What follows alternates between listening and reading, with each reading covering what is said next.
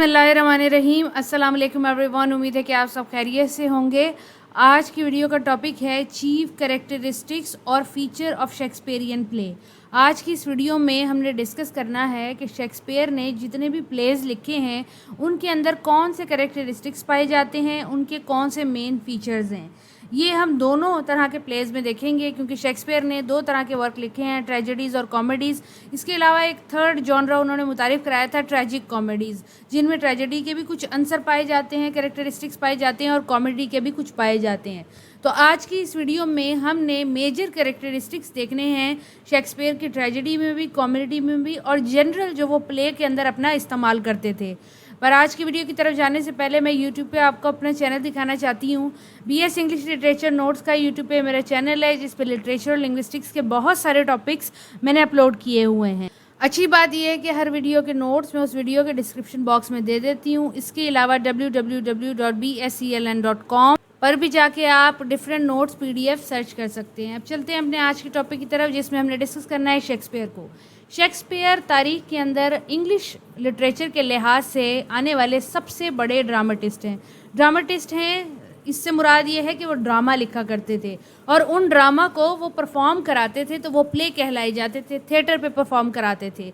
इसके लिए उन्हें मास्टर ऑफ आर्ट्स भी कहते हैं। शेक्सपियर ने अपनी ज़िंदगी में भी और मरने के बाद भी बहुत सारी तारीफ़ें बटोरी। शेक्सपियर के ड्रामे और प्लेस के अंदर वैरायटी के साथ साथ डिफरेंट अप्रोचेस को भी फॉलो किया जाता था।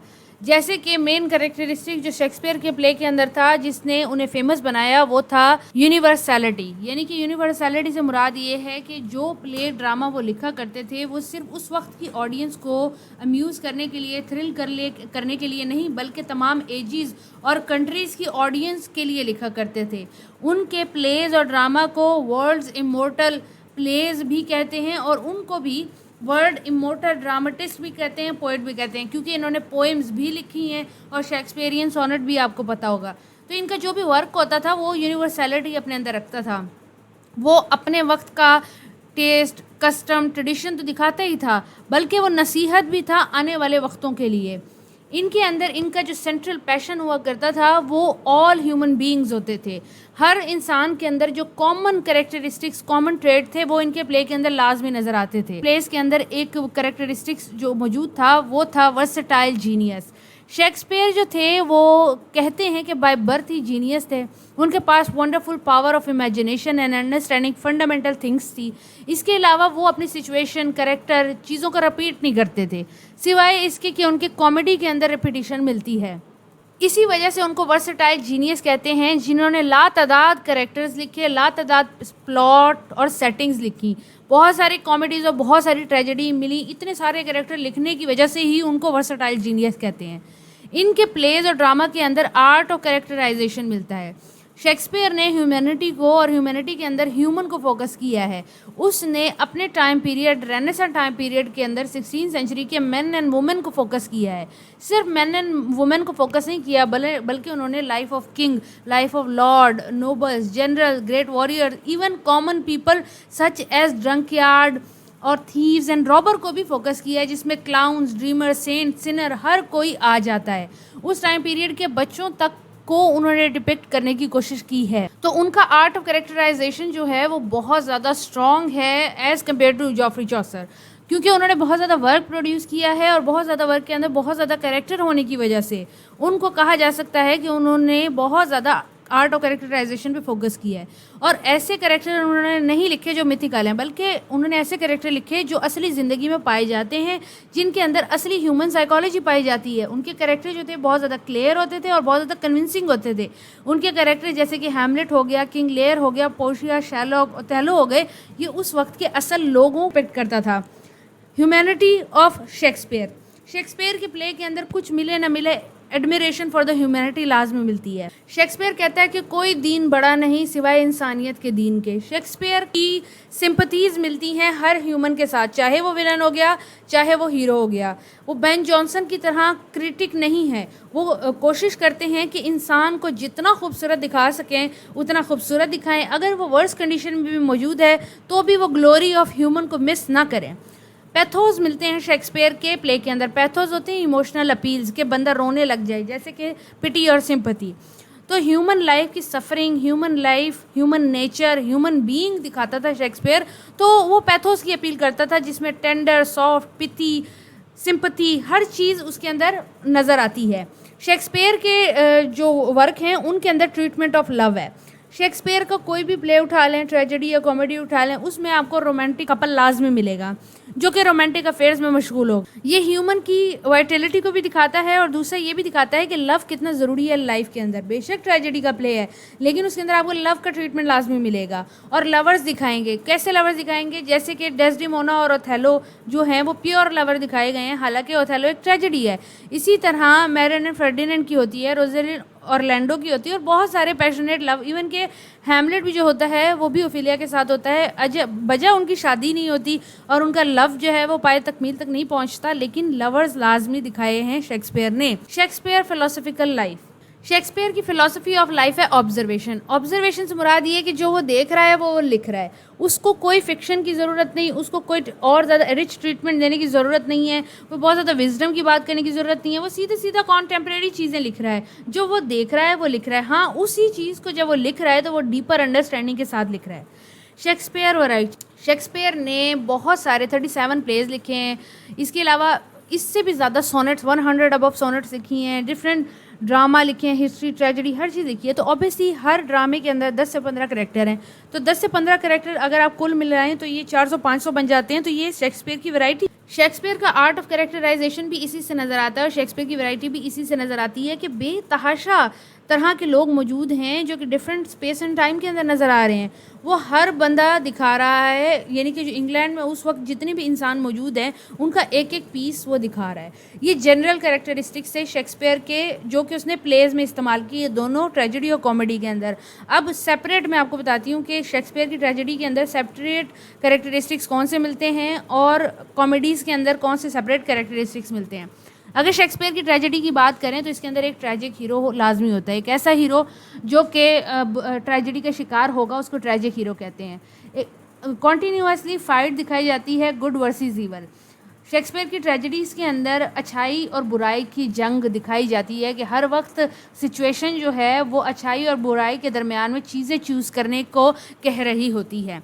एक ट्रैजिक वेस्ट दिखाया जाता है, यानी कि कोई भी बहुत बड़ा लॉस दिखाया जाता है। वो हीरोइन या हीरो का अब्बा भी हो सकता है, प्रॉपर्टी भी हो सकती है, कुछ भी हो सकता है। ट्रैजिक फ्लॉ लाजमी होता है, हमार्शिया लाजमी होता है जो कि ट्रैजिक हीरो करता है। ट्रैजिक हीरो कोई ऐसा काम करता है, कोई ऐसा ट्रैजिक फ्लॉ हमार्शिया करता है जिसकी वजह से उसको ट्रेजेडी फेस करनी पड़ती है। इसके अलावा फेथ और फॉर्चून का बहुत ज़्यादा रोल है। अगर अमीर है तो गरीब हो जाएगा और अगर गरीब है तो और ज़्यादा उसके फेथ जो है वो उसे अमीर नहीं होने देगा। ग्रीड दिखाई जाती है कि जब हीरो, हीरोइन या कोई भी मेन अच्छा बंदा ग्रीड का शिकार होता है तो वो क्या होता है, ट्रेजेडी का शिकार होता है। इसी तरह फाउल रिवेंज भी, कि रिवेंज भी बहुत ज़्यादा शेक्सपियर के प्ले में मिलता है कि वो बदला दिखाता है कि हीरो या हीरोइन ने किसी से बदला लेना है जिसकी वजह से ट्रेजेडी हुई होती है, या फिर किसी और ने उनसे बदला लेना है इसकी वजह से ट्रेजेडी हुई होती है। सुपर नेचुरल एलिमेंट शेक्सपियर के प्ले के अंदर लाजमी मिलते हैं जो कि बहुत ज़्यादा इंपॉर्टेंट हैं। जैसे कि आपने मैकबेथ का पढ़ा हो, मैकबेथ में जो 3 विचेस हैं वो एक सुपर नेचुरल कैरेक्टरिस्टिक्स है। इसके अलावा इंटरनल और एक्सटर्नल प्रेशर दिखाते हैं। अगर शेक्सपियर की कॉमेडीज़ जो हैं या ट्रेजेडीज़ हैं स्पेशली, वो हाई क्लास बंदे पे होती हैं। हाई क्लास बंदे से मुराद ये है कि वो बादशाह होता है, शहज़ादा होता है या फिर हाई नाइट होता है, वॉरियर होता है, और उसके ऊपर सोशल प्रेशर बहुत ज़्यादा होते हैं जिनको हम एक्सटर्नल प्रेशर कहते हैं, और उनके अंदर भी एक कोई ना कोई जंग चल रही होती है जिसको हम इंटरनल प्रेशर कहते हैं।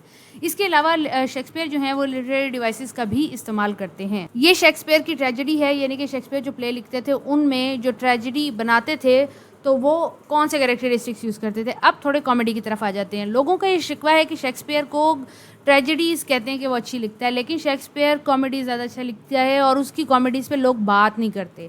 वो इस वजह से नहीं करते क्योंकि वो उसे हाई क्लास का या अच्छे मयार का नहीं समझते। तो यहाँ पे लिखी गई है कि शेक्सपियर की जो कॉमेडीज़ हैं उनमें कौन कौन से कैरेक्टरिस्टिक्स होते थे। शेक्सपियर की जो कॉमेडीज़ हैं उनमें मिस्टेकन आइडेंटिटी या मिसकॉन्सेप्शन लाजमी मिलता था। मिस्टेकन आइडेंटिटी से मुराद ये है कि मर्द को औरत समझ लेना और औरत को मर्द समझ लेना। डिसगाइज होके जब मेल फीमेल आते हैं तो वो क्या होता है, मिस्टेकन आइडेंटिटी होती है। या फिर ये होता है कि ट्विन ब्रदर्स हैं, दोनों अलग अलग शहरों में बिछड़ जाते हैं, शादियां कर लेते हैं, तो उनकी बीवियां जो हैं वो उनको देखती हैं तो उन्हें पता नहीं लगता कि उनका शौहर कौन है। मिसकॉन्सेप्शन भी यही है कि अगर जेंडर मिक्सअप है, यानी कि कोई भी हीरोइन है जो हीरो बन के जंगल में घूम रही है, तो फिर क्या है, कहाँ से मिलता है, कहाँ से इसकी इब्तिदा हुई है, शेक्सपियर के कामों से इसकी इब्तिदा हुई है, या फिर कोई किसी को पहचान नहीं पा रहा। कोई भी किसी का बेटा है जिसको वो बादशाह का बेटा है जो उसे मुल्क से बाहर निकाल देता है, मुल्क से बाहर निकालने के बाद वो डिस्गाइज होकर रह रहा है, मुख्तलिफ अपनी आइडेंटिटी बना के रह रहा है। इसके अलावा शेक्सपियर की प्लेज जो कॉमेडी है उनके अंदर रीज़न वर्सेस इमोशन मिलता है, और मोस्टली लोग इमोशन की तरफ जा रहे होते हैं, रीज़न को खुडे लाइन लगाते हैं, उस पर बिल्कुल फोकस नहीं करते, अपने हार्ट की सुनते हैं और इमोशन की सुनते हैं, रीज़न की बिल्कुल नहीं सुनते। शेक्सपियर के बहुत सारे वर्क ऐसे हैं जिनमें रीज़न वर्सेस इमोशन आया, तो इमोशन पे उसने फोकियत दी है। नाइट ड्रीम के अंदर हर्मिया जो है उस पर बहुत ज़्यादा प्रेशर होता है कि वो शादी ना करे, लेकिन वो शादी करती है और उसके बाद वो बर्बादी भी देखती है। फेथ फैंटेस्टिकल भी शेक्सपियर की कॉमेडीज़ में मिलता है। फेथ बहुत ज़्यादा रोल प्ले करता है शेक्सपियर के हीरो हीरोइन को करीब लाने के अंदर। शेक्सपियर की जो कॉमेडीज़ हैं उनमें सुपर नेचुरल एलिमेंट्स मिलते हैं, और सुपर नेचुरल एलिमेंट्स जो हैं वो फैंटेस्टिकल कैरेक्टर होते हैं, मैजिकल कैरेक्टर होते हैं, मैजिकल बीइंग्स होते हैं जो कि कैरेक्टर्स को अफेक्ट कर रहे होते हैं। इसके अलावा फेथ बहुत ज़्यादा इंपॉर्टेंट रोल अदा करता है, चाहे वो कॉमेडीज़ हों या ट्रेजेडीज़ हों, और फेथ जो है वो हीरो हीरोइन को मोस्टली करीब लेके आता है शेक्सपियर के प्लेस के अंदर। आइडिलिक सेटिंग से मुराद ये है कि जन्नत नुमा जगह या पीसफुल सेटिंग। शेक्सपियर की जितनी भी कॉमेडीज़ हैं उनमें बड़ी पीसफुल जगहें दिखाई जाती हैं, जंगल दिखाया जाता है, आइलैंड दिखाया जाता है, फॉरेस्ट दिखाया जाता है जो कि पीसफुल है, उसके अंदर कोई शोर शराबा शोरगुल नहीं है, सिटी की चहल पहल नहीं है, बहुत ही रिलैक्स। अगर गाँव भी दिखाया है तो वो बड़ा पीसफुल दिखाया है, ऐसे जैसे पैराडाइस हो, यानी कि बिल्कुल सुकून ट्रैंक्विलिटी मिलनी चाहिए शेक्सपियर की कॉमेडी के अंदर, इससे भी इंसान को अच्छा महसूस होता है। शेक्सपियर के जितने भी कॉमेडी के प्ले हैं उनमें सेपरेशन लाजमी है और फिर उसके बाद रिकन्सिलेशन है। पहले जो हीरो हीरोइन है वो बिछड़ जाते हैं और फिर वो मिल जाते हैं, और फिर जो उनका मिलना होता है वो ज़्यादा पुरजोश ऑडियंस महसूस करती है। हीरो हीरोइन को मोहब्बत होती है, उनमें सेपरेशन हो जाती है, सेपरेशन होने के बाद जब वो दोबारा मिलते हैं तो फिर वो एक सरप्राइज़ होता है, जो लवर रीयूनाइट जो होते हैं, इससे ज़्यादा ऑडियंस अपने आप को करीब और पैथोस महसूस करती है। जो मोस्ट इंपॉर्टेंट कैरेक्टरिस्टिक्स है शेक्सपियर की कॉमेडीज़ के अंदर वो है हैप्पी एंडिंग। हैप्पी एंडिंग होना शेक्सपियर की कॉमेडी के अंदर लाजमी है, और ट्रेजेडी के अंदर लाजमी जो है वो हैप्पी एंडिंग नहीं होती। और शेक्सपियर की कॉमेडी सिर्फ इसी चीज़ पे एंड नहीं हो जाती कि हीरो हीरोइन की शादी हो गई, नहीं, बल्कि एक सेलिब्रेशन दिखाते हैं आखिर में कि सब कुछ ठीक हो गया, और सब कुछ ठीक होने पर सारे बहुत ज़्यादा खुश हैं और एक दूसरे से वादे कर रहे हैं, मोहब्बतें कर रहे हैं। तो ये जो एंडिंग होती है ना, ये वाली एंडिंग जो है शेक्सपियर के प्ले के अंदर मिलती है। उम्मीद है कि आपको आज की वीडियो समझ आ गई होगी। अगर आपको आज की वीडियो समझ आ गई है तो नोट्स आप वीडियो के डिस्क्रिप्शन बॉक्स से ले सकते हैं। अगली वीडियो तक के लिए अपना ख्याल रखिएगा। अल्लाह हाफ़िज़।